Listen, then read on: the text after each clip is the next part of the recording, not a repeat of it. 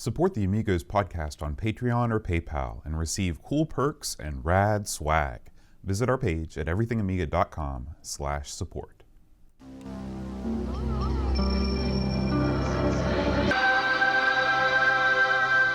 Amiga, the first personal computer that gives you a creative edge.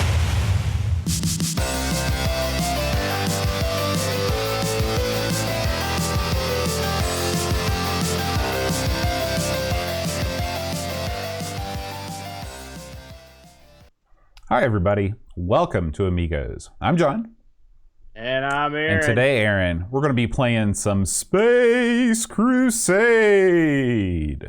All right, man. Now, Space Crusade. Ordinarily, before the show starts, we have a little bit of banter. That's right. Before we get going. But I want to save the banter for when we actually start talking about the game, because in this week's banter, it's going to be intimately tied to the subject matter of the game. So we'll just move it right along down. Wow. And we're going to talk about what's been going on our site. Did you know we have a website, Aaron? I've heard that. It's a URL on the World Wide Web. It's everythingamiga.com. And there's a new article up. You want to tell us about it? You got that right. Yes. This is, of course, this is on everythingamiga.com. It's from our good buddy, Graham W. Webke, a very important, very awesome contributor. And this article he has entitled, Not Quite an Amiga, It's the Milton Bradley's Vectrex. And Graham goes into the Vectrex, Milton Bradley's Vectrex, which of course I have one of these things that the Brent bought me for my birthday for Christmas years ago. Boy, I love it. One of my most treasured possessions, as you know, both. And Graham goes into the sort of the background, or sort of what's in the Vectrex, the games for the Vectrex, and then he picks his personal favorite games for the Vectrex. Now, I looked over his list here, Boat. Now, Boat, you've played some Vectrex because you've played some of mine. Did you have a game? Did you remember playing any games that you thought were particularly awesome, but you were fond of? I really like the pole position clone on the Vectrex. What's that called? Oh boy, you put me on the spot here, Boat. Right off the top of my head, I don't remember the name of it. But it is a really neat game. Let me see if it's one. Oh, Hyperchase. Okay.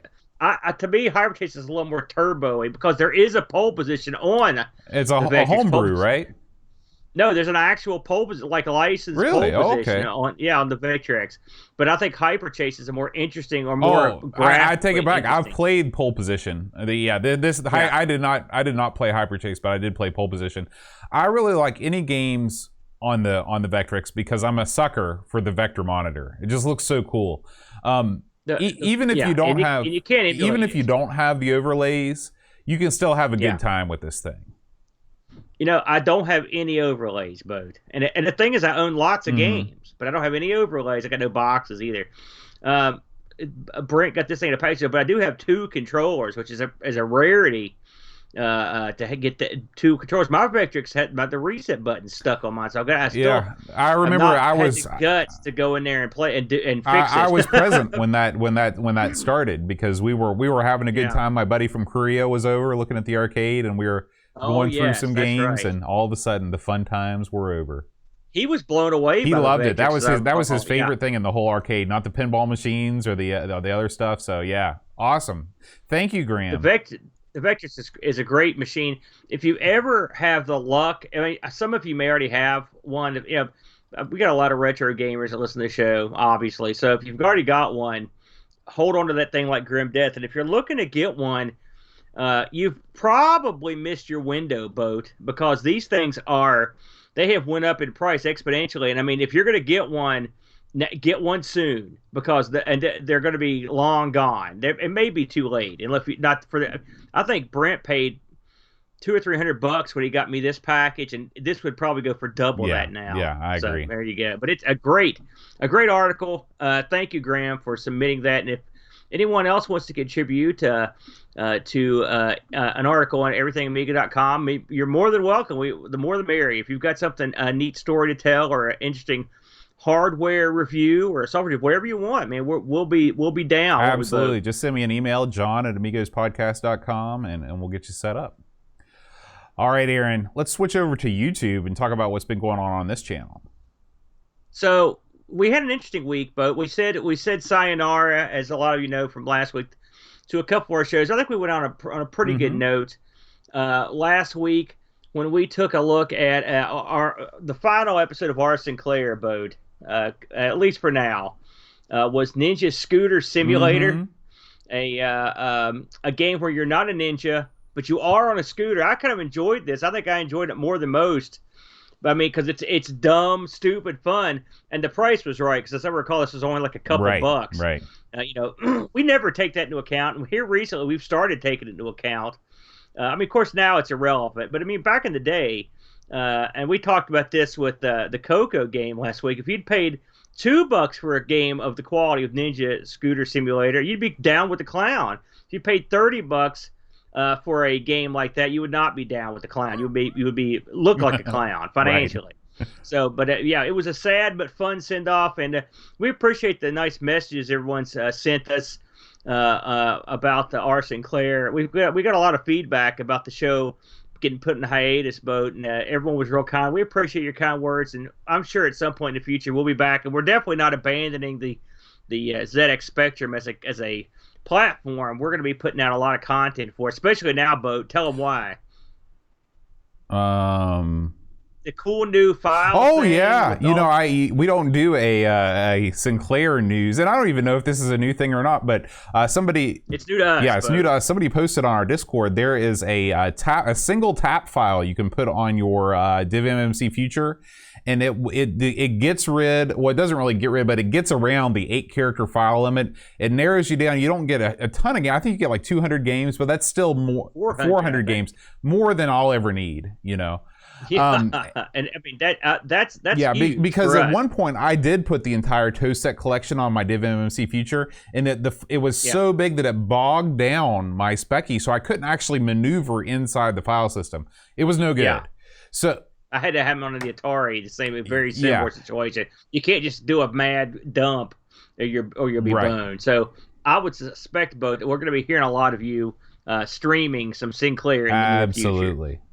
Very good. Next on the docket from last week, let's talk about the Coco show, our final Coco show. And this was an interesting show, Bo, because Bo actually fired up his Coco briefly to demonstrate a very unique aspect of the game, Battle Stations, which was a battleship clone of the board game clone on the Coco. Very well done one too, wasn't it? This one really surprised me with the level of polish that went into it. Yeah, and they used an interesting technique to simulate a Morse code at the beginning of the game. It's just for a demonstration, but they actually work the relay for the tape deck inside the Coco, and it makes it sound like there's a Morse code message coming out of your Coco. It's a physical sound. It's quite interesting. I've never seen another game that does it. Me neither. It was quite very neat. Cool. And the game was good too. Let's bounce back to what we talked about last week on ARG Presents, Boat. Last week was a look at the Nintendo Entertainment System, the NES, and what they had to offer in 1985. This was actually kind of fascinating to me, Bo. I know you're a big NES guy, and so is Brent. I'm not, and so I never really paid much attention to basically the American launch titles, which is effectively what they were. I mean, Brent told me that the NES launched in America in October of '85. So you're talking about these are the games that were available sometime between the launch and the end of the year, and I would wager most of these had been around for a long time in Japan. And it was an interesting lineup, Bo. Just from own edification, what was your opinion of the quality of the lineup when that thing came out? And did you have any particular favorites out of those initial offerings? I will stand by this claim that the Nintendo had the best, most well-rounded launch lineup of any console or computer in history. Never before had a console launched with so many games and so many quality games. I'm not saying that every single one of these was an all-time classic, but so many examples. If you look at the sports games, these sports games were head and shoulders above anything else available in the home, bar none. I mean, if you look at a game like baseball, the graphical fidelity of baseball was so far above what I mean, if you look at like what was the next best baseball game, maybe something like Earl Weaver or Intellivision baseball or something like that. The only thing I would put ahead, I agree with you, by the way, because I was talking to Brent. If you think about 85, we're not that far removed from when the VCS, the Atari 2600, was the main console around. I mean, really, some people would say up to 85 it still was. And if you look at something like a Real Sports Baseball or a Home Run Baseball or a Real Sports Baseball, I mean, they look like absolute garbage and play like garbage compared to the what you get on the NES. I mean, the VCS wasn't known for its sports titles. The only one that I could see that would be at the same wheelhouse would be the baseball and football offerings on the Intellivision. While they weren't as graphically exciting, they were a more realistic simulation of the absolutely. Sport, especially, I mean, football had that huge playbook. Now, was it fun? I wouldn't put football as a fun game just because you have to continuously look at that playbook. But I would put baseball up there against almost any baseball game just because of the way it played. Yeah, I agree. But I mean, don't get me wrong. The NES launch baseball was very. But again, good. it all comes down to the fact that the NES had a 2-year runway, in Japan where they could see, okay, these are things that work and these are things that don't work. Now, of course, the more advanced games like Super Mario Brothers came out less than I think 3 months before in Japan. So it wasn't like Super Mario Brothers was that old. But of course, that was the pinnacle of the system, and they knew that that needed to be a launch title. Had you played either one of the games we covered, which was Wild Gunman or Wrecking Crew? I'd not played either of these games until last week. Yeah, in fact, you read both of my reviews on the air. That's true, but I mean, you were pretty familiar with it. I've played all of the NES launch title games except for the Rob games because I've never had a Rob. As you know, I've got a collection of boxed launch NES titles. Or really, it's the Black Box series was the first 2 years of the NES, 85, 86, 87. They were being released, and the two that you picked are not two of my all-time favorites. I think Wrecking Crew is a pretty solid game. Wild Gunman is sort of not. It's sort of a gimmick type title, but of course most gun games are not really deep experiences. But I think that it's I'm really glad that you guys did this episode because the story of the launch of the NES and all of the finaglings that went on to make it happen is very interesting. And of course I've got such a personal affiliation with the NES that I enjoyed this episode. I will say, thank you, and I will say that Brent's behind the scenes stuff on Wild Gunman was really interesting.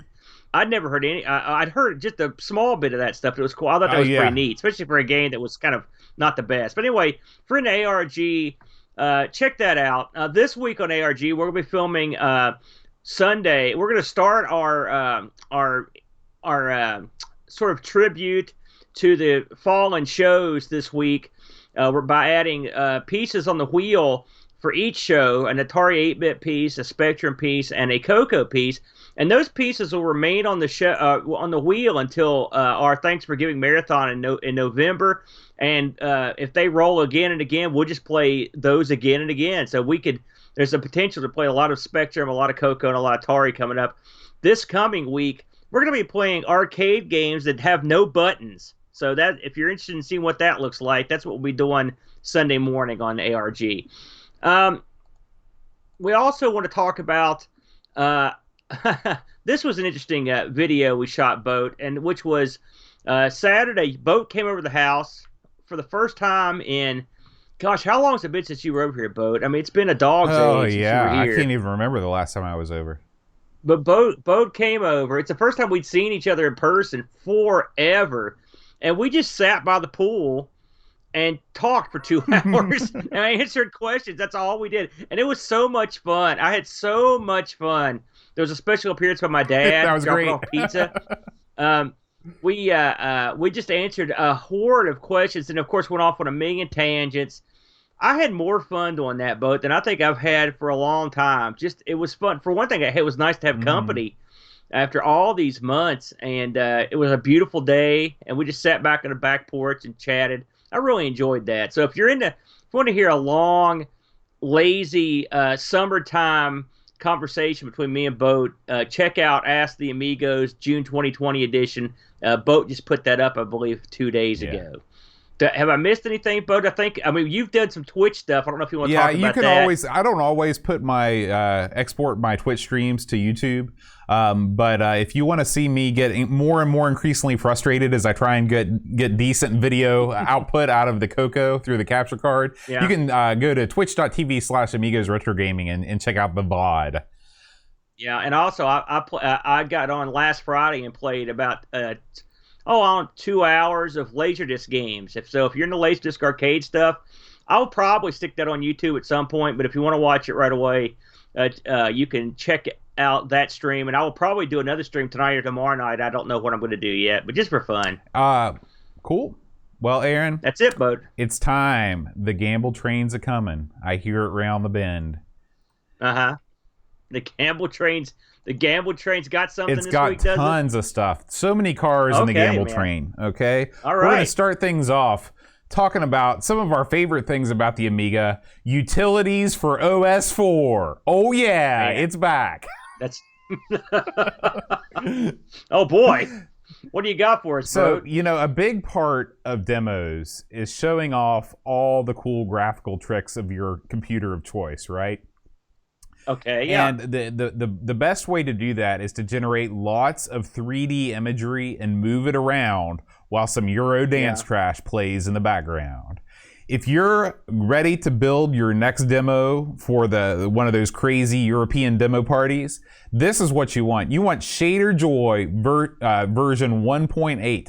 This thing was just released on May 31st, 2020 for OS4, and it really allows you to create some impressive 3D effects. There is some more information on the YouTube link in the show notes about how you can get it. But yeah, super cool looking stuff. Now, Aaron, I know you're a big demo guy. You used to watch these things and listen to Floyd all the time, right? Well, yeah. At a certain time in my life, I was a real big fan of demos of Floyd, but I'm not so much now as I was then. But yeah, I like a good. Listen, it's neat to see what these machines can do when pushed. Mm-hmm. I think that my interest in demos is more on the classic systems. Mm-hmm. I mean, this is a proper system that can kick a bunch of. Look at this thing. Like, I mean, is there any doubt you can go to work with this thing? I am impressed. But I'm also I don't know enough about it to make any intelligent comment on what I'm looking at. I don't know what Shader Joy is. I don't know I vaguely know what Amiga OS4 is. I just stay clear of the whole darn thing. All right. I play games, but on old machines. That's all I do. And tinker. Now, we do have this I know that this guy is sort of famous, and normally we don't promote, new intro screens because, I mean, what are we doing here with this show? But I don't even know what that even means. You mean like a demo screen? So this is like, it's like a crack screen, really. So people are still making, even though no games are left, all the games have been cracked at this point. People are still making new crack screens. And our boy Bonefish is back. He did the code. You remember Bonefish? Yeah.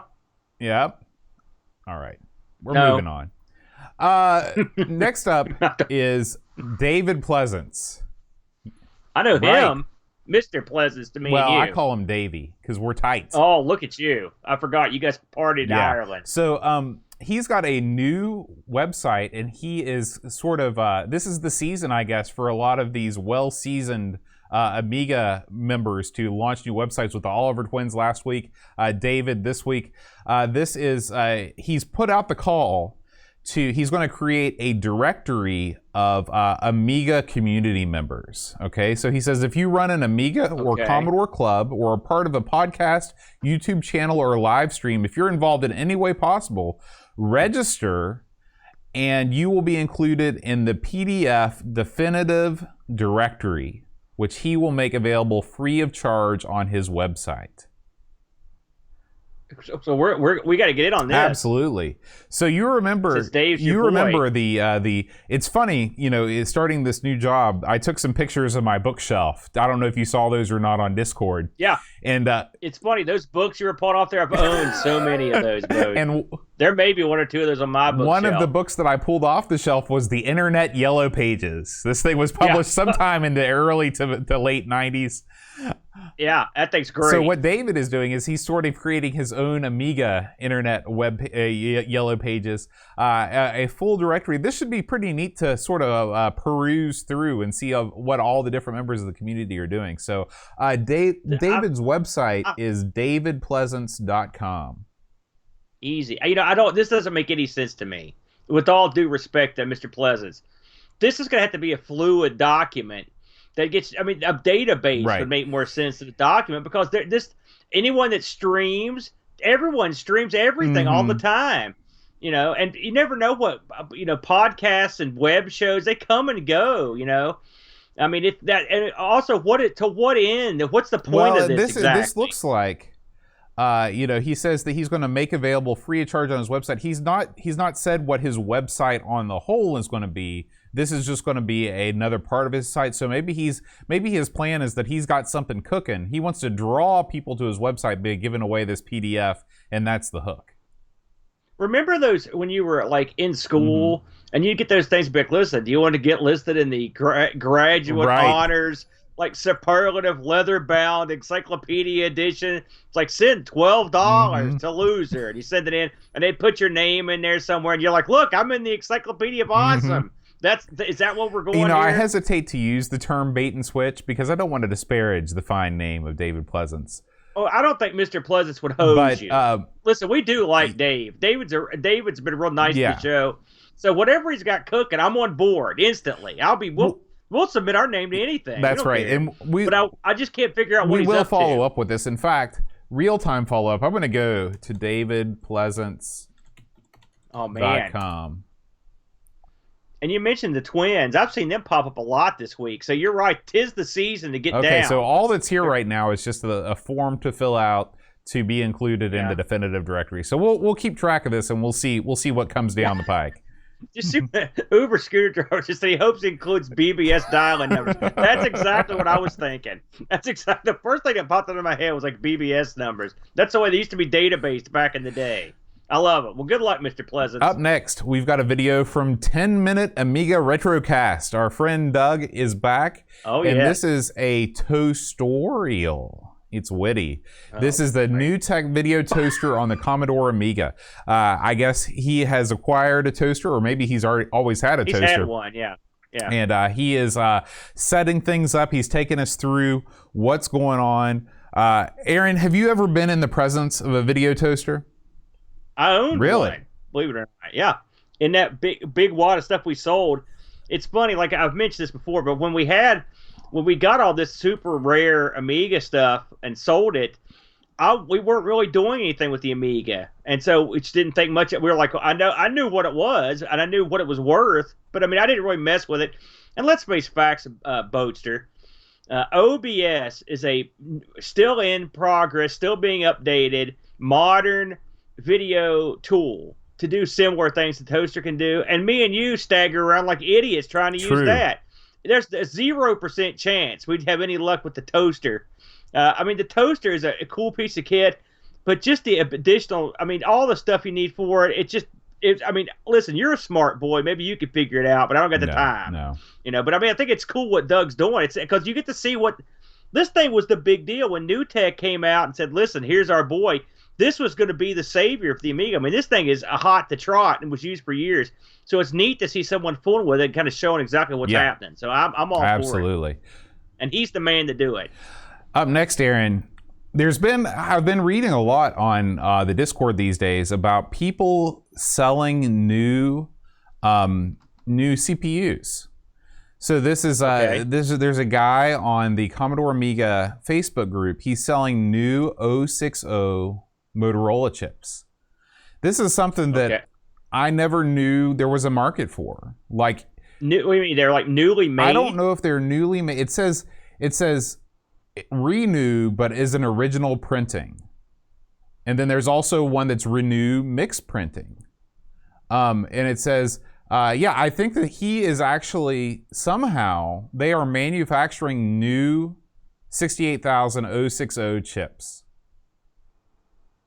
Now, my question is, why, if you've already got, can you just pop one of these into an Amiga and immediately upgrade it? Like, can you put one of these in a 500 and then all of a sudden you've got a 500 with an 060 in it? Absolutely I didn't not. think so. For one thing, that's a different chip that go in a different socket. Right. No. So the answer to that's no. There's going to require some additional my hardware. question is you're not going to put it in a 500. Right. My question is, if you've already got an Amiga that can support an 060, shouldn't you already have an 060? Well, no, not necessarily. The 060 accelerators are, let's say, they're rare. I mean, listen.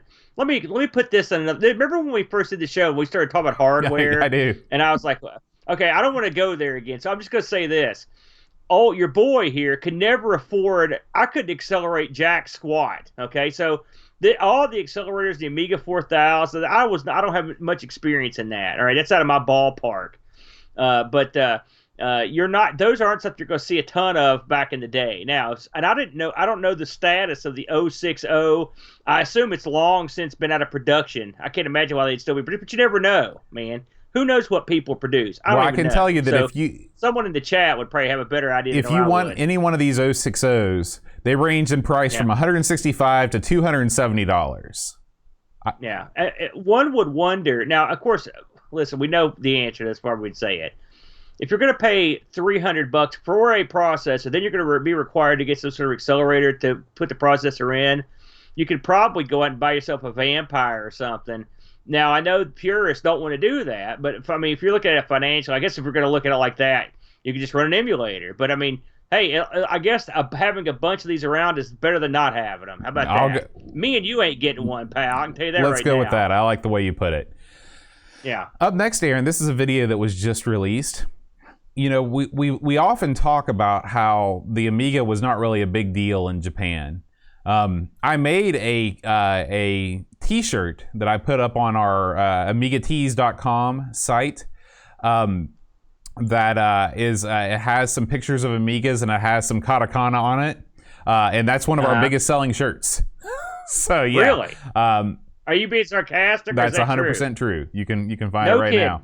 Okay. So anyway, there is. It turns out that there were people that used the Amiga in Japan, in theory, and there is a way that you can actually get Japanese script to appear on the Amiga using some third-party tools. So anyway, this video, which is in Japanese but is subtitled in English, will take you through all the steps that you need to be able to set up hiragana / katakana / kanji on your Amiga. Interesting. You know, now that Vicky is over there, maybe she'll spread the word throughout the lands, to tell the tale of the Amiga, and maybe all of a sudden we're going to get a lot of Japanese action. So, Vicky, go to work. Absolutely. All right. I just want to make sure that that is the right URL. It is the right URL. Yeah, if you go right here, it's called Amiga in Japan at AmigaTees.com. One of our top selling T-shirts. What prompted that, Bo? Because I thought people would buy it because it looks freaking cool. Listen, that's why you're the master of products right there. That's all you need. Next up, Aaron, this is an older video, but I hadn't seen it before. Actually, no. So it's new it to was us. Released June 2nd, 2020. I take it all back. Wow, what I meant to say was that this is an older game that they are comparing it to. This is Gods Remastered. I know you're a big Gods guy. I do like Gods. That's true. This guy is actually doing a port comparison, something we've done a little bit in our site in the past. The Xbox One S Remastered Edition versus Gods on the venerable Amiga 1200. Now, did you ever play this new version of Gods, Aaron? You know, didn't we have a cup of coffee talking about this years ago? How someone was redoing Gods, and this must be. I think that this is it. I remember watching a video of it. I mean, you could listen. Remember how you were making fun of the werewolves in London guy and the way that he walked?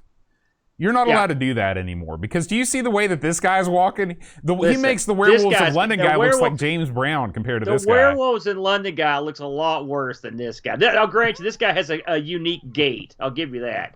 But if you compare these two, yes, the Xbox S version is shiny, smoothie. You know, it's one of these. Listen, I've been playing a lot of, on the stream a couple weeks ago, I played some shooters, right? Some shmups. And they've got new versions of like Galaga and a few other games that they've put a new sheen over, you know, and then you can hit the button and all of a sudden the sheen's gone, right? And this looks like that, okay? Hey, if more people play it and that's what they want, that's cool. But I would just play the original. It's okay to play the new one. Don't get me wrong, but I mean, it's not that big a deal. It looks, at least they didn't monkey with the game. If they didn't monkey with the game, I mean, this is cool. Another one of those where you can switch between the old version and the new version on the fly too. So yeah, Gyrus was like that. I played that on the Xbox 360 arcade, and it played perfectly fine with the new graphics, without the new graphics. That's cool, and the gameplay was the same. So I mean, it's nice. It's neat that someone still wants to play Gods. It's funny, of all the great games, like you got Lionheart sitting there. You're gonna remake Gods. Well, you got to remember that Gods comes with the whole like Bitmap Brothers mystique. People love those guys for reasons that escape me, but I like the Bitmap Brothers. I like the opening theme to this, but again, are you kidding me? This is the game that makes it. This travels throughout time. It gets a remastered. Can you imagine if they did a re-release of Lionheart? Boy, they could. There's a lot of material to work with there. I would be fully in support of that. Plus, it's sitting there. It's what the license is wide open. Someone could go to work on that. And I mean, yeah, there were things you didn't like about it. We could even if we could both agree that that was a much more intriguing platform game 100%. Than this is. And we've played plenty more that were more. I like Gods too. I'm not killing. I'm just saying. It's funny to me what these games that suddenly get this boost up, they get the upgraded graphics and stuff. I mean, I don't know how these games are the ones that get selected. Even their popularity or something. I don't know. But I mean, hell, even something like Speedball 2, you could glean that up and release that. Then you'd have something. I mean, you got something. I don't know. But yeah, good for him. I hope it does well. Hey, remember the when they redid Shadow the Beast a few years ago? That's another one. At least they completely redid that one. That's a whole different game. So, but I don't know. Up next, Retro Man Cave, Aaron. He is back, and he is doing a trash to treasure on the Amiga 4000. Yeah, I haven't got to see this one yet. I saw this pop up. I watched this last night as I was playing Space Crusade, and Neil he does such a great job in everything that he does. I mean, everything that he does turns to gold.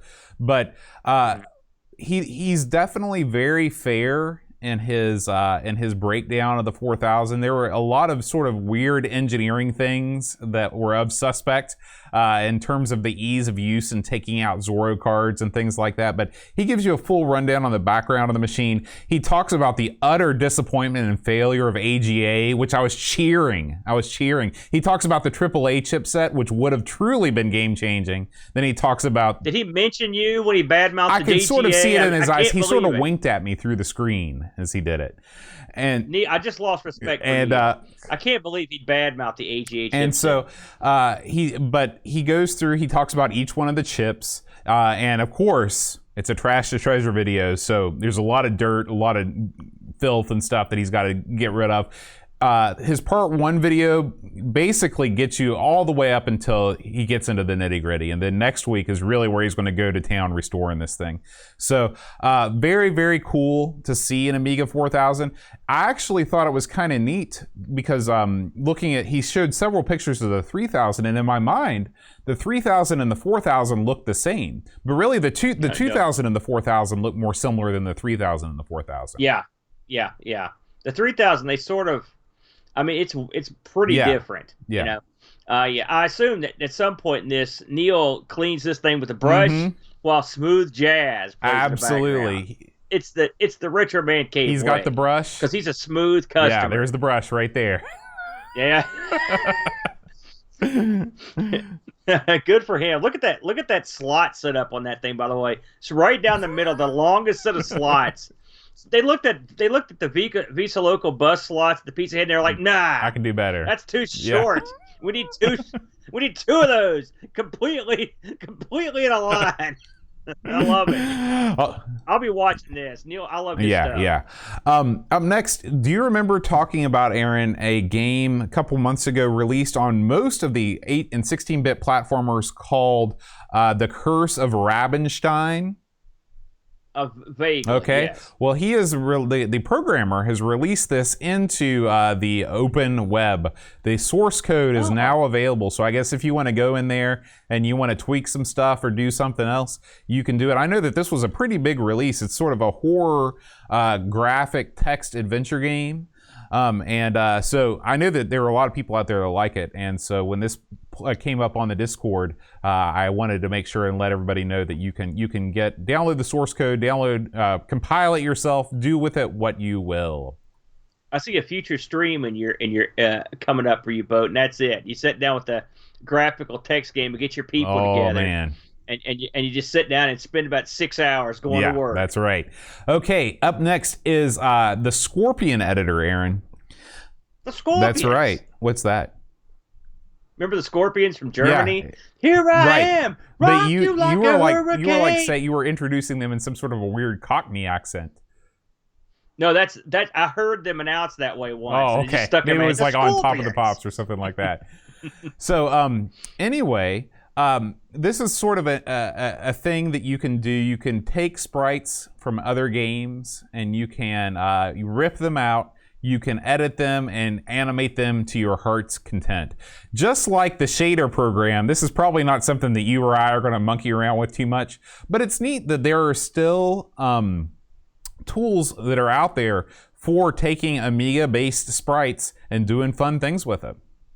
Now this is on the Amiga, this product? No, this is a Windows tool, but you can rip sprites. The tutorial is from a newly released Amiga game. I know a little bit about sprite ripping strictly from my time messing around in the Mugen zone back when I was doing a lot of Mugen stuff. The multiple fighters. Yeah, the Homer Simpson versus Popeye. They're ripping sprites like there's no tomorrow in that community. They've taken it to a new level. So this is cool. Good. I mean, can I do this? No, I can't do it. But I'm sure people that are far more talented can do some cool stuff. Absolutely. With it. Finally, Aaron, I'm going to show you a picture, and I want you to tell me what it is. All right, you're okay. I'm ready. What is it? Can you zoom in again on that? Wait, hold on a second. Let me do this. There we go. Okay. Let's see here. Nope. I don't know. Well, I'm gonna tell you what it is. But when I first saw it, and the reason why I'm including it in the Amiga news is I literally thought that this was an Amiga promotional razor. I thought someone had taken a circuit board, crafted it into a handle, and this thing at the top was a razor, and people were selling like an officially Amiga branded razor. Wow. How much did you drink that night? That's not... Lay off the turpentine. That's not what this is. This is an Ethernet adapter for your Amiga. It's a Zorro port Ethernet adapter. So if you've got 140 euros laying about the house, and you think to yourself, boy, I can think of nothing better than to pour this money into an Ethernet adapter for my Zorro port, you have that option. This is available to you from the microamiga.com web store, which believed to be a French site, and you can get your Amiga on as long as you got Zorro 2 or Zorro 3 slots. I got no Zorro nothing, and neither do you. We're boned. Okay. We don't need Zorro slots. It's true.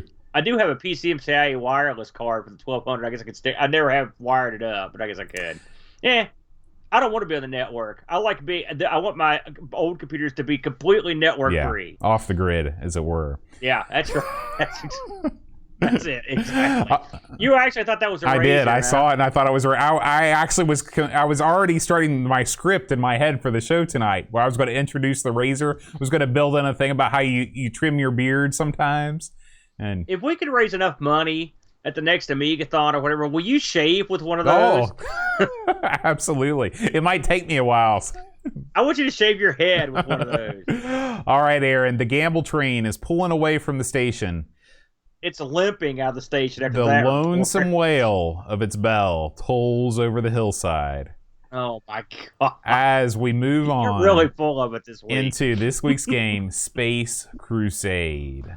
Space Crusade. Now, Bo, we're both big board game guys, aren't we? Now, I want to ask you a question. Yeah. Tell me about, before we get into actually what this is and anything like that. Yeah. Do you remember the first game that you played that was actually like a hex-based type thing like this? You mean on a No, PC? No, I mean in actual actual life. What? You mean not on a computer? Yes. Is what you're saying? Meat Space. Wow, that's a weird way to put it. The first hex-based game I played. Well, this isn't hexes, but the first game where you move around guys and fight and stuff like this. It probably would have been. Well, I mean, I played D&D, so I mean, when you play with the maps and stuff, you can do it like this. But we seldom did that. The one that comes to mind would be the original Mech Warrior. Played a lot of that, and that's one where you move around a board on a hex. Of course, I'm a big fan of Champions, the superhero game, and Champions is all hex-based until the newest edition, which we won't talk about. So yeah, I do a lot of moving around maps. But actually, I have never. I maybe one time at the store played some Warhammer, and of course, Space Crusade. I guess just to get the ball rolling a little bit, and maybe I don't know, but have you played any of Warhammer, or have you played this game, the board game? The first game that I ever played that was like this was actually at Jamie's house with your brother, and it was that Hero Quest game. Right, that I have played that, and that it is similar, but I'd played stuff well before that. But yeah, of course it would be. It was same outfit. This is the Space Crusade. Just before we get into the actual video game. Space Crusade is a game. It's a board game based on the Warhammer 20K war game that is made, and it is a pretty complicated game. And so what they did was they sort of took a lot of the complicatedness out of it, and they made the board game Space Crusade. And then, of course, they made a video game based on the board game, very similar to what they did with the Hero Quest. They're sort of similar. I can't remember. Did we covered Hero Quest on here? No, I don't think we've ever done Hero Quest. Have we never done that one? I've played the board game. In fact, I owned the board game, and I sold the board game for big money, I might add, to a friend of mine, because those games go for a lot of money. Now, I don't know what the actual board game for Space Quest or Space Crusade goes for these days, but I know Hero Quest goes for huge money. One thing I know about Space Crusade and really Warhammer 2020 is that Warhammer, the game that Space Crusade is based on, is super duper expensive, and to get into it, you almost have to be a lifer, don't you, Bo? You do.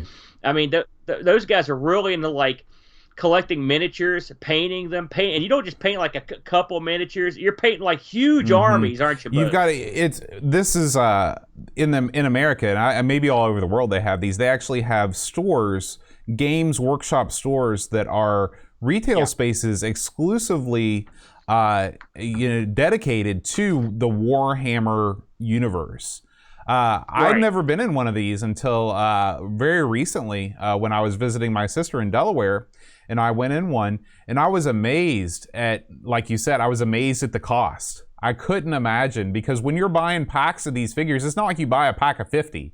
You're buying like 3 or 4 at a time at like 20 or 30 bucks a piece. So to amass a large army, you're talking a significant investment. And these things don't come painted. You got to buy the paints and all that stuff. And there's a real art to painting. And you can't buy the talent. No. Not to mention all the environments and things. It is very impressive. I will say that the Warhammer universe is not an attractive universe to me, because it is a universe bereft of any sort of art, culture, humanity. It's all based on combat. Everybody's trying to kill each other. Everybody's trying to get in. Because I did some research. after going to that store, I was like, well, maybe this can be a thing that I can get into. You know, they have novels and all these things. It's not a thing that I want to get into. This is, and a lot of people that play the game, they don't pay any attention to the lore. They just like the strategy element to it. And there's a lot of people that I guess are the other way too. But you know, it just seems it's a very, very violent universe. I guess with a name like Warhammer, what can you expect? Let's talk about the people that make it, Games Workshops. Not to get sued over this, but the scummiest of bags, Boat. Are these? They've got a rep in the hobby world for being ruthless, like evil, like corporate scumbags. They you can't even sell their products until you meet their criteria, and meeting their criteria is tough. And it's keeping hold of their stuff in your store. They do not do you any favors. I mean, now I haven't talked to a hobby store guy for years, but I used to talk to the guys back in Lexington back in the day and the guys locally here, and these guys always gave them trouble about keeping products in the store. I mean, they're real sticklers, and they would send people to your store to check it out. They wanted to make sure that their stuff was all in exactly where they wanted it. They wanted it up front. They wanted a massive display. They did not screw around. So they were not to be trifled with. That's for darn sure. And like you said, the game itself, and it's a 40K it didn't even come out till I think it was around 87. It's when they first debuted it. But boy, it took off. I know people that painted for this, and there are people that will paint figures, and you can buy them on eBay. For those that aren't so lucky to be skilled in that department, I mean, buying the figures is one thing. Having them painted is another thing. You can imagine having an army of guys that you've had to go out and buy and have painted. You're talking thousands and thousands, tens of thousands of dollars. Yes, you could go up into that area easily in this game. It is no joke. And I will say, having gone to CharCon so many years, it's our local gaming convention, and been to Gen Con too, it's not like this is the only game in town that does that. There are sailing games and other army games and mech games. You can spend an unbelievable amount of money on these games that involve miniatures. So it's logical to take a game like Warhammer 20K and sort of or 40K. I never can remember which one. I think it's 40. And sort of boil it down to its base elements to make it so it's more approachable and cheaper for people to get involved in. And then it's even more logical to reduce that into a video game, which is what they did. And that's how we got here to Space Crusade. This came out in '92, Boat, on a couple discs. Now, one thing you've got here is when you start the game up, the first thing you do, it's pretty basic, isn't it, Boat? When it comes up, it comes up. Well, this is your classic Amiga nonsense. I know that I'm I actually, this is going to be an exception, but most of the time, when I know I'm playing some strategy game and the first thing that I see is 4 freaking flags of the world on the screen, I'm like, oh my God, it's freaking Settlers all over again. This is going to be a horrible experience. That's exactly. I knew before I even read out the stats. I wanted to mention that when you see the flags, it's like, okay, time to go find the manual. So now get this, Boat. This thing was copywritten. It's a license from Hasbro International. This is the only game that Hasbro was involved in on the Amiga. I thought that was kind of neat. Developed by an outfit called Rapier, who only did one other game on the Amiga. It was MiG-29 Soviet Fighter. Okay. Boat. This was coded by a fellow named Michael Hart. The graphics were done by Adrian Carlos and Kevin Dudley. Get this game. Adrian Carlos worked on a game called First Class with the Shoe People. Have you ever heard of that? Put it on the list, man. I want to play that. And then here's another obscure game he did graphics on, Zool. Oh, okay. So he went. So, the other graphics fellow, Kevin Dudley, worked on the Hero Quest. Now, the music in this game, especially the title music, you'll probably gonna be like, "Oh yeah, it was a pretty rockin' tune." All the music in this game was done by Barry Leach. Letch, famous in the Amiga scene. Amongst the things he did the music for was Lotus 2, Silkworm, Ultima 5, Utopia, tons and tons of stuff. Supercars 2. The other musician who worked on this, and I think he only worked on one song, was a fellow named Ian Howe. He did some of the music for the Humans games, if you remember those. This game got a release on a bunch of, it got ported to a bunch of different stuff. In fact, I was just, when we started the show, I had just been looking at the IBM version of this, which is no good, by the way. No good. But this was on the Amstrad, the Atari ST, C64, DOS, Sinclair, and the Timex got. Are you serious? The Timex TC2048. Wow. Which I'm assuming that was the ZX Spectrum, like shove over. So, what do you do in this game? Let's just get down to the nitty gritty here, but we went over the particulars here. When this game, first of all, we mentioned that the flags tell you it's going to be all pictures, doesn't it, Boat? There's going to be no. So that right there tells you get the docks ready. However, this game you could sort of get by without having. I read the docs, and I'm guessing you probably looked at them too. With the exception of some keyboard shortcuts, there was nothing, and some background on what the plot of this game is, which is don't really need to know. There was not a whole lot of earth-shaking revelations in the docs, were there, Boat? Did you see anything that you could turn the in-game music on and off? You could use shortcuts to control your guys. There, at the beginning of the docs, there's this whole thing. And I always picture myself, because most of the time when I was reading the instructions for games growing up, it was like in the car on the way back from Circuit City. You can't wait to get home, so you tear open the box, you start reading the docs. There's this novella at the beginning. It's not really, but it makes you, I don't know, and I was reading just a text file on Lemon, but it makes you feel like you're going to be doing the stuff that this thing describes. It talks about moving ships around and stuff. You don't do any of that in this game. So I thought that was a little bit confusing.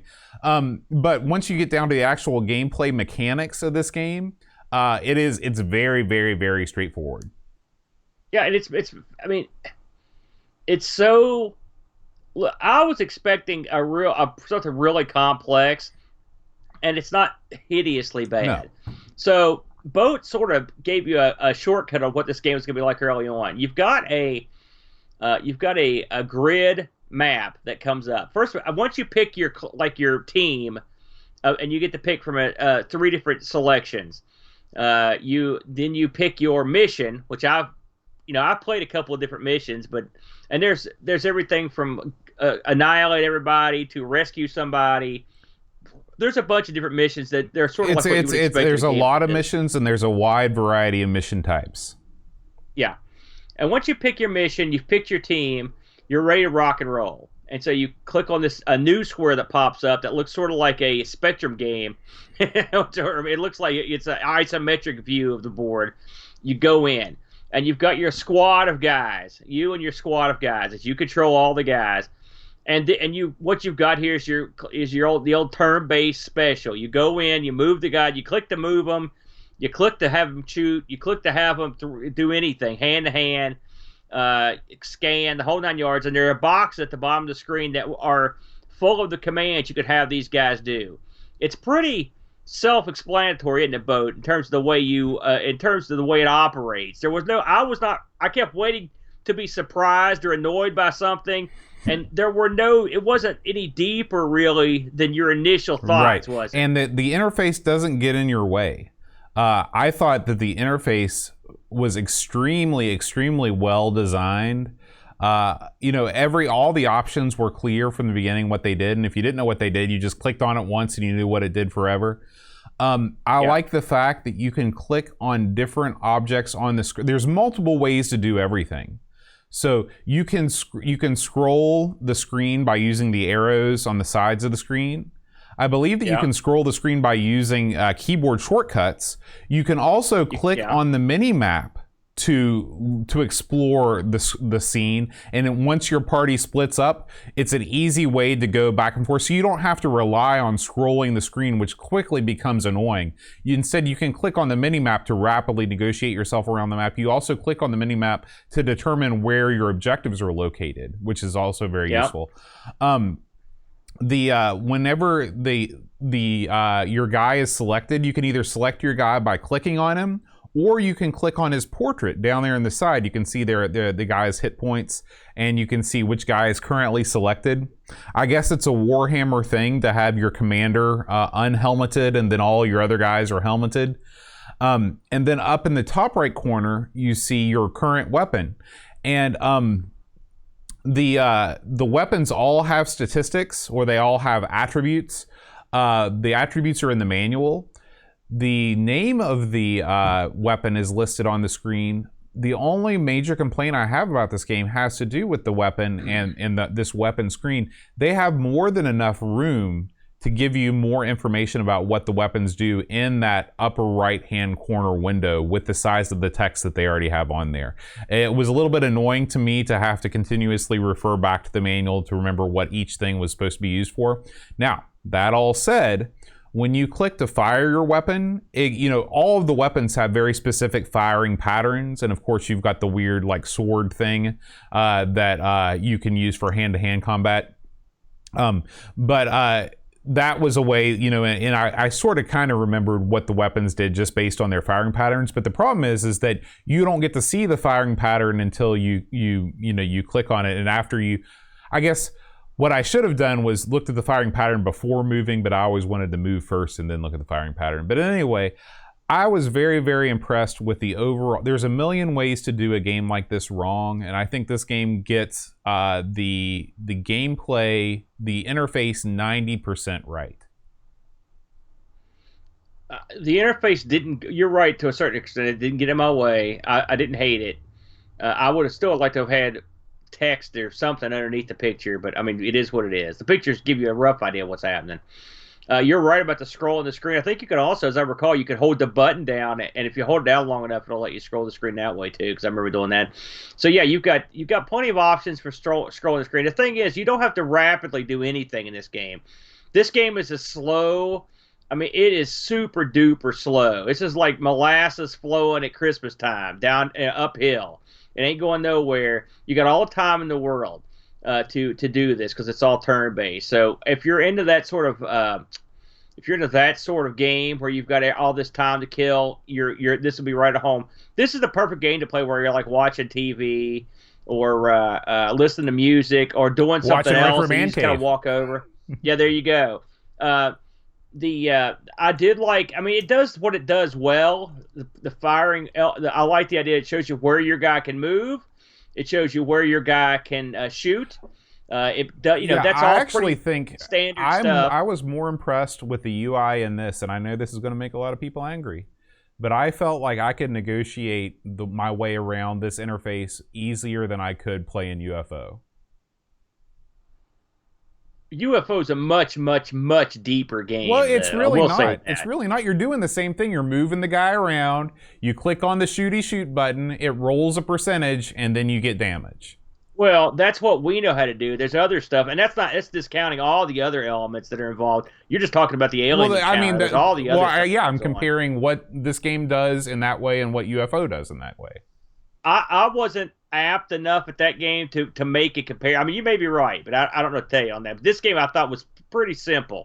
Again, I've played that Hero Quest game on the Amiga, so there are similarities between the two.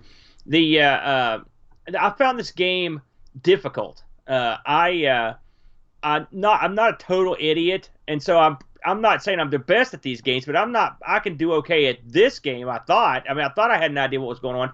The problem I had is just starting off the first level is that you can do well, but your guys sort of get whittled away. Mm-hmm. The guys you've got with you, I mean, we should mention that when you get into an actual combat scenario, so when you first start on the map, you're sort of unloading from your pod. Mm-hmm. You're in this area, and then you'll click your guy, and it'll tell you how far you can move him, and you move him. And if there's no one there, you've got the option to like scan the area. One guy can scan the area, and when you do that, like this light will come out, and it will give you an idea of where everyone within the perimeter of that light is. So you'll get an idea of where the enemy is. Okay, then you can kind of head toward them, and you can be darn sure they're going to head towards you.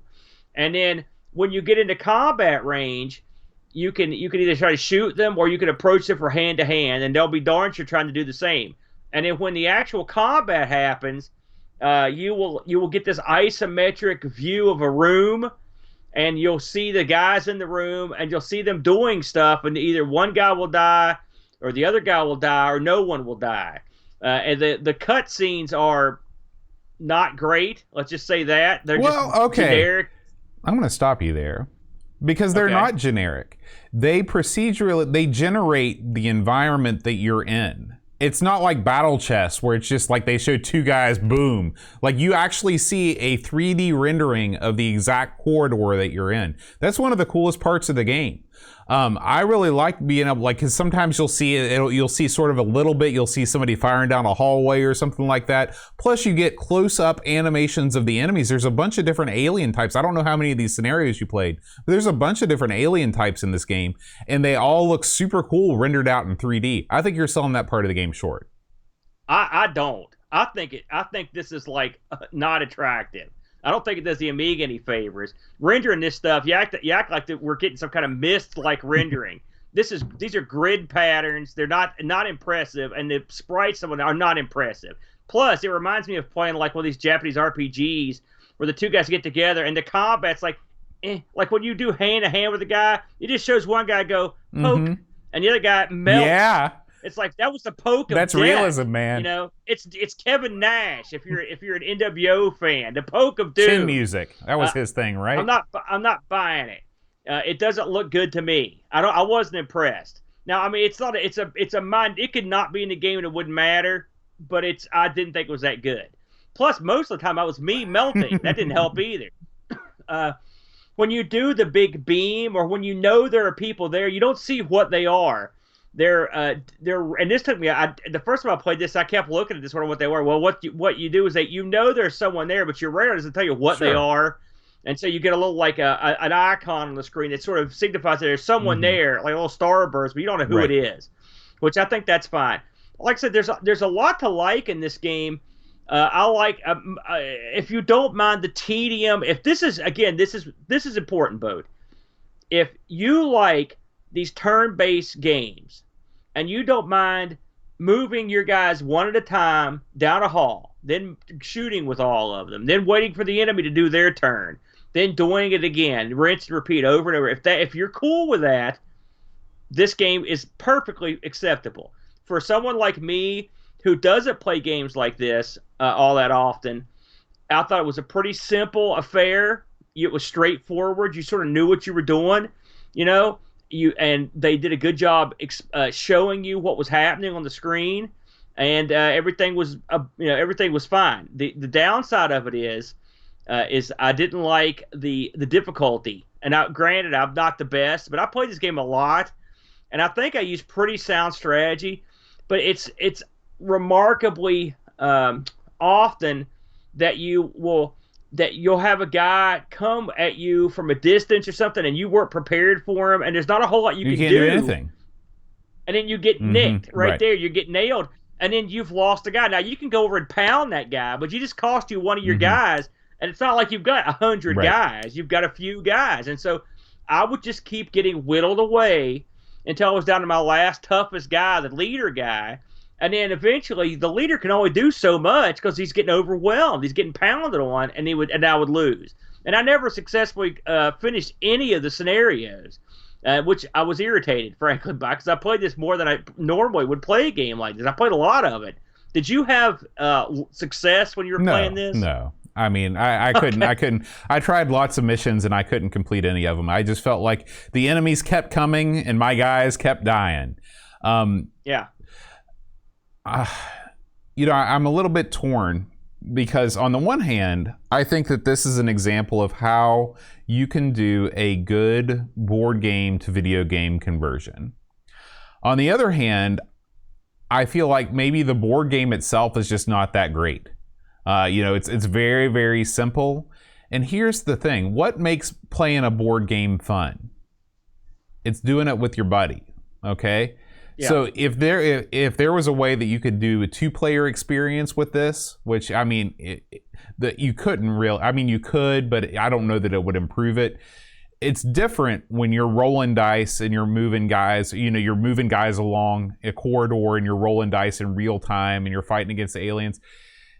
If you're doing that on a board game, it feels different and it feels more fun than if you're doing the same exact thing on the computer. And you're right, it is very, very limited animations. It would have been cool to see, to use the lingo of today, death animations or kill animations, as you're destroying or being destroyed, and it would fit in with the theme of the game too. I want to say that this is it's a good game. Is it a game I'm ever going to play again ever? Probably not. I mean, it's just not that much fun. But I respect this game for what it is and what it accomplished. I respect it for having a UI that was good, that was responsive, that didn't get in my way, that let me do what I wanted to do. It's funny. It's funny because I would play this again. I'll tell you why. And I normally, this is not my cup of tea. Okay.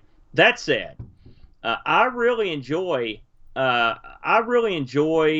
the slow pace of some games, and I like the fact that there's no time limit or anything. There's a turn limit, obviously, but I can literally.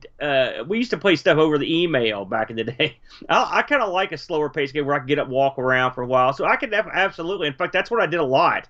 I had this on at the lab, and I would just come in and play with it, and it was fun.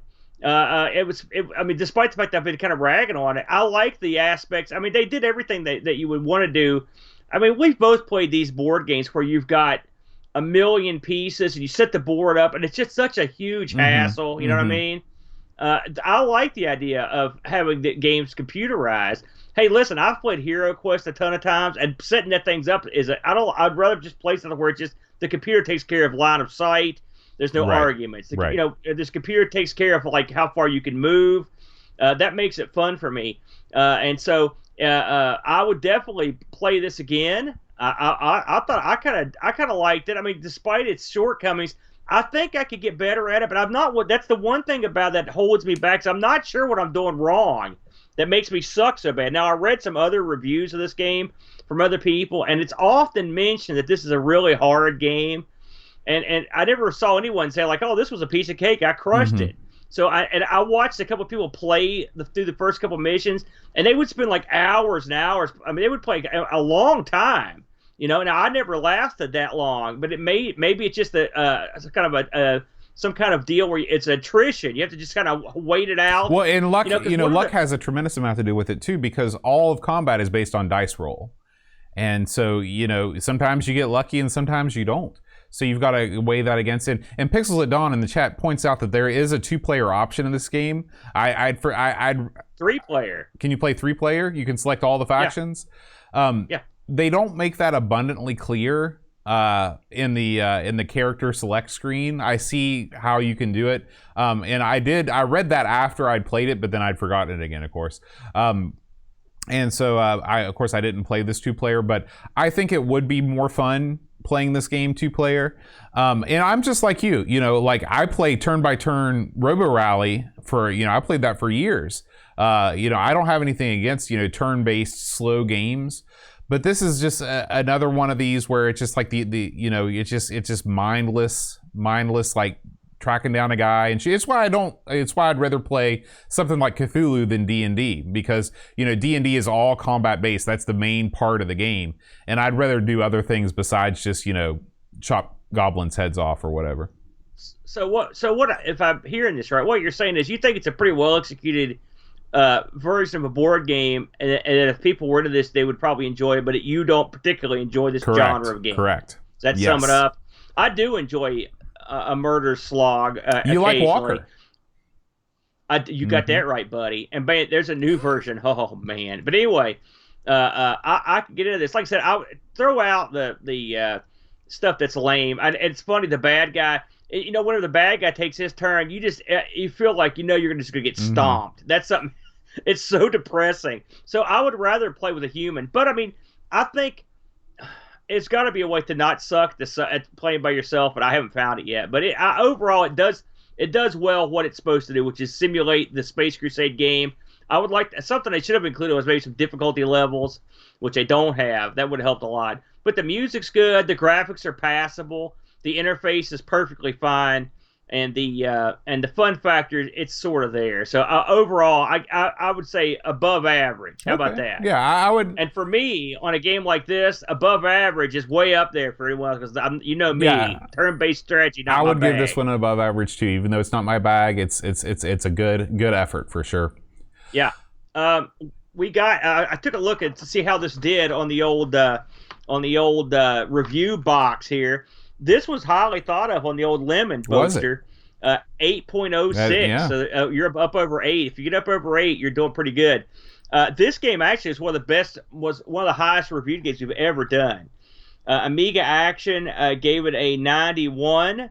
Amiga Computing gave it a 91. Amiga Format gave this thing an 82%. Amiga Mania gave it an 80. Amiga Power gave it an 85.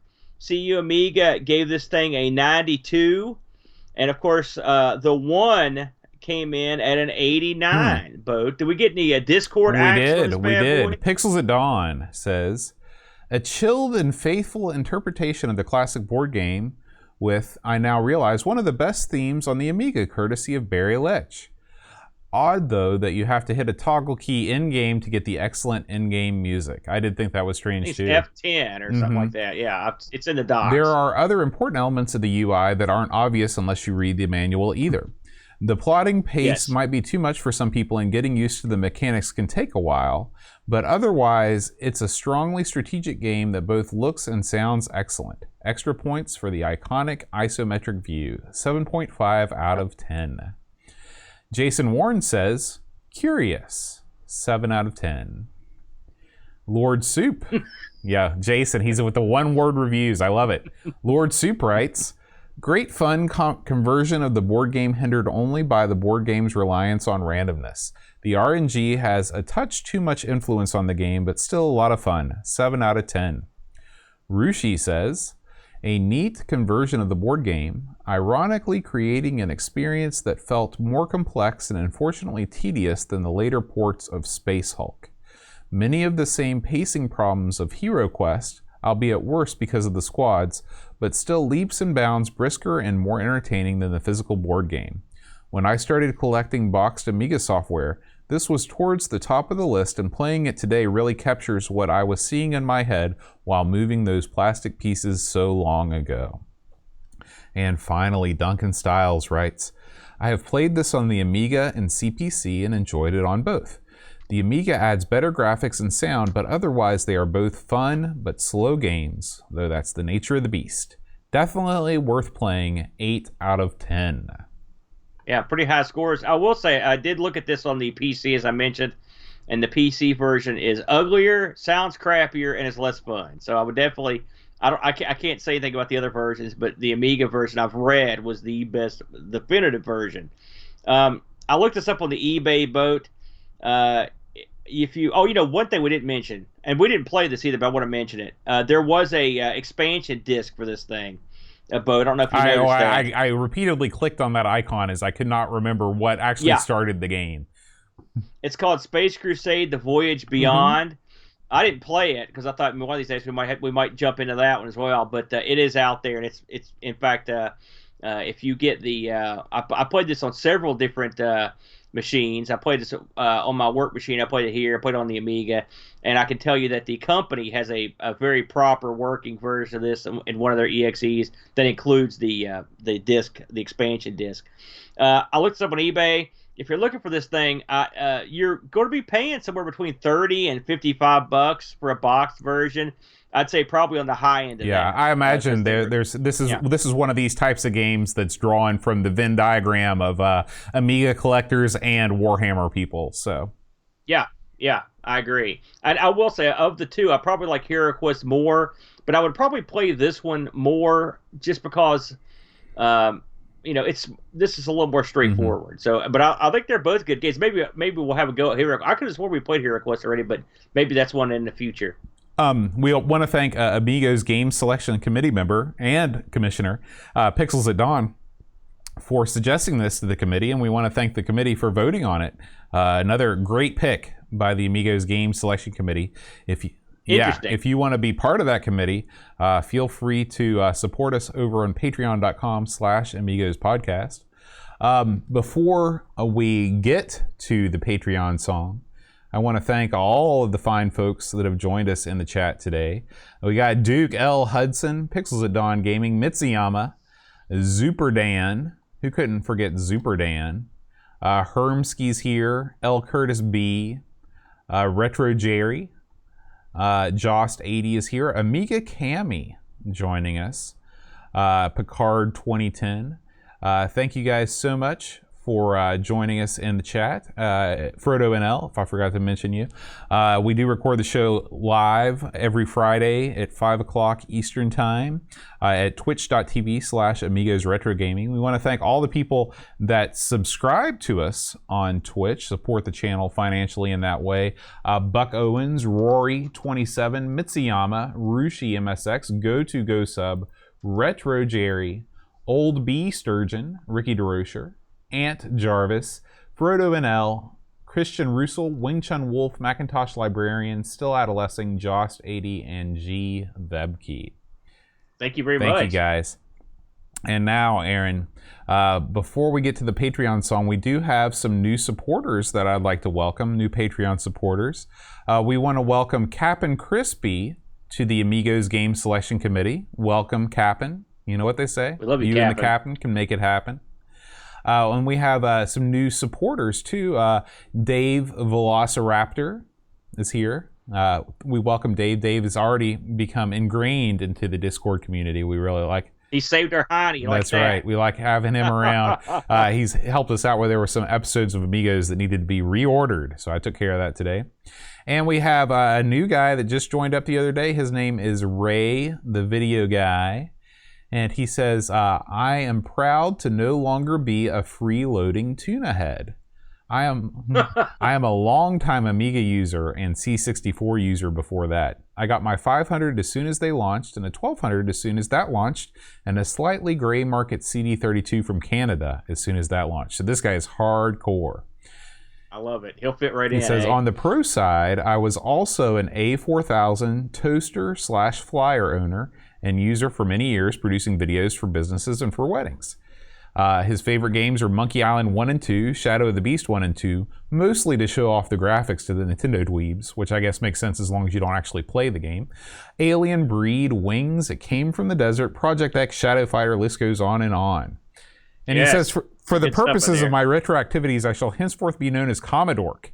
I sent him a message saying, we've already got a Commodore here. We already got Flack, who is Commodore on Twitter. Good choice, though. And so we'll see if he wants to choose another handle, or if he wants to be known as Commodore. That's okay, too. I will say, Ray, if you have not read Commodore yet, plug for our good buddy, Rob Plack O'Hara. A tremendous book, quote. I love that book. It spoke to me. It was perfect for someone my generation. I didn't have a Commodore, but he did the same kind of chintzy, under-the-table baloney that I did. Copy parties, BBS, hacking, screwing around with fracking, all this crazy stuff. It was perfect. If you haven't read Commodore, for God's sakes, go get a copy. Book. It's great. Yeah. Of course, Rob's a long-term friend of the podcast. He's been on the show. He came to visit Amigo Studios. He's a great guy. I hope that one day he picks up the podcasting mic again, because he's a treasure. Oh, yeah. He's sorely missed. Yeah. But... All right, Aaron. If you know this week's Patreon song... Oh, I forgot to announce the winners of last week's Patreon song. Last week, we were all winners. Yeah, but... last week was the epic music video put together by Pixels at Dawn. Don't Dream It's Over by Crowded House. What I like to call Hey Now, Hey Now. That's what I always call it. Is that what you call that? Paul Kitchen got it right. Terry Howard, Frodo NL, Jost 80, Mitsuyama, Rich Drury, Christian Roussel, Zorglub, and Joe Ski Rock all got it correct. So congratulations, guys. That one, yeah, it was a good one. It was the love theme from Stephen King's The Stand. Let's not forget about that. Was it either. really? It got played in there about 1,000 times, I believe, as I recall. Yeah. The Stand. I didn't like that. The miniseries. We were just talking about that on the Discord the other day. Yeah, I didn't like the book or the miniseries, but there you go. It had Molly Ringwald. You got that going for it. Well, if you know this week's Patreon song challenge, you can send me an email at john@amigospodcast.com, and I will announce your name as a winner on next week's episode.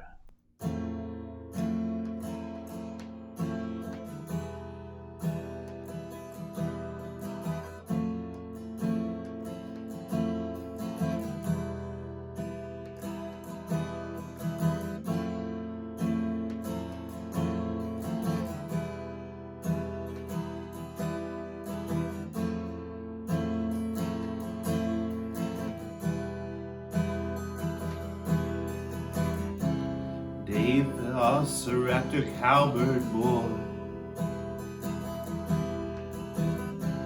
Joel Fuchs, Lane Denson, Luke Hudson, John Cook, Rich Drury, Roshi, Frodo, and M, Soul Incisor, Tech Mage, Jurgen, Mystical, Daniel Williams, Bernard Lucas, Jerry Dennington, Zorgla, Commodore Kid Reflection, Simon Lech, Cap'n Crispy, Kilobytes and Caffeine, Mike W. Gary, Heather Free Lunch, Kate Fox, David Pickford, Cameron Armstrong, Andy Jones, Lobsterminator, 10 Minute League of Retro Cast, Bernard Quinn, Retro Man Cave, Tim Drew, Simon Rose, Joseph Harrison, Kyle Etta, Rob O'Hara, Matthew Larimore, Andy Craig, Sean Zoe, Bart Bitt, Roland Burke, and Drew Mars, Joe the Zombie, Leaf Kellon, Alan Kebab, Checo Tay, Level Lord, John Marshall.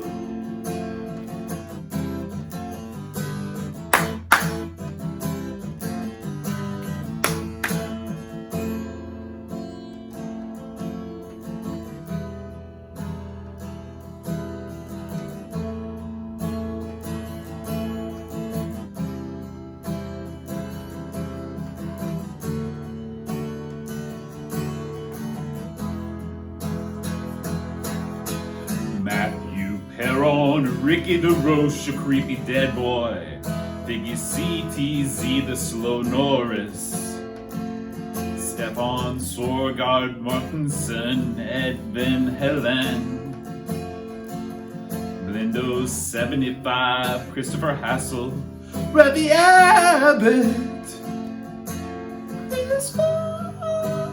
Dreamcatcher, Lauren Giroux, Graham Bebke, Adam Battersby, O'Brien's Retro and Vintage, Gary Huckasey, Brian Jones, Paul Harrington, Duncan Styles, tapes from the Crypt, Josh Nahan, Adam Bradley, Jonas Rulo, THT, Eric Nelson, Kim Hummy, Butch Dodd, Daniel Bingston.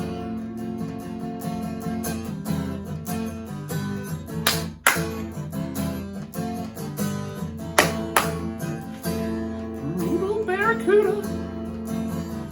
There it goes. Jason Walls. This is it though.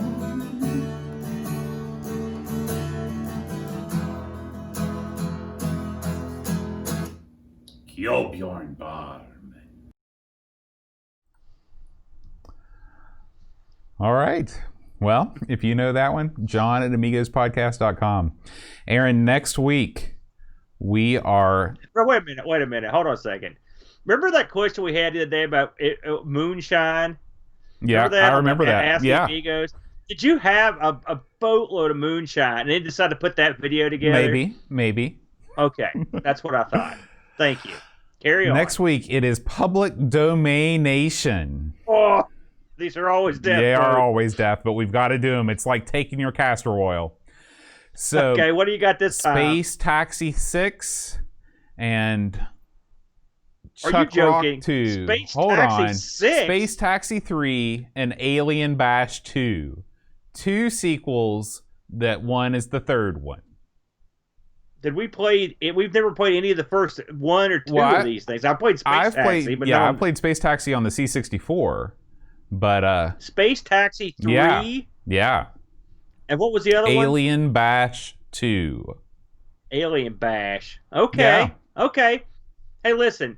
One thing's for sure. We've played a lot of public domain games on this show, and every one a winner. We've never got a sour one yet. They've all been gold. I got a strong feeling that Alien Bash 2 could be the best game we've ever played. You'll have to tune in next week to find out, fair listener, as we move into Amigos episode 253. I think is next week. Is that so? We just went right over. Do you know what 250 was? Landmark Strikes and Spares. That's where we are. 250 episodes in. We really commemorated that one. And thankfully, the people came out in droves to watch the video. That's for sure. No one likes more than when two people remotely talk about bowling. That's the best. All right, guys. Thanks as always for listening. We will see you next week. Until then, adios. Adios.